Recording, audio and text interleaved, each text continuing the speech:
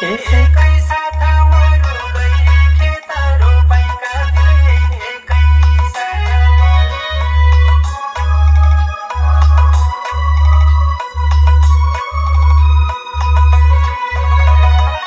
एकै साथ मरु गई खेत रोपाइका दिन एकै साथ मरु